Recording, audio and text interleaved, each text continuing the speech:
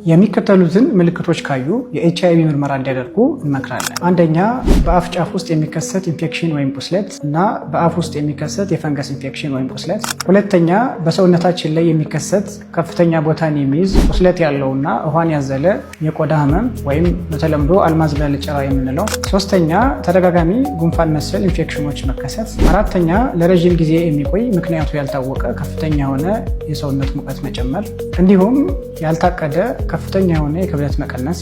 አምስተኛ፣ ለረጅም ጊዜ የሚቆይ ምክንያቱ ያልታወቀ የተቅማጥ በሽታና ሰውነታችን የበሽታ የመከላከል አቅሙ እየተዳከመ መምጣት ናቸው። ታዲያ እርስዎም ሆኑ ወዳጅዎ ከላይ የጠቀስናቸው ምልክቶች ካሉ የኤችአይቪ ምልክቶች ሊሆኑ ስለሚችሉ በአቅራቢያ ወደሚገኝ የጤና ተቋም በመሄድ አስፈላጊውን የሕክምና ምርመራ እንዲያደርጉ እንመክራለን። ስሜ ዶክተር ዳንኤል ነኝ። በፍቅረ ሰላም አጠቃላይ ሆስፒታል የፋሚሊ ሜዲሲን ስፔሻሊስት። ፍቅረ ሰላም አጠቃላይ ሆስፒታሎች ነን 25 ዓመታትን በታማኝነት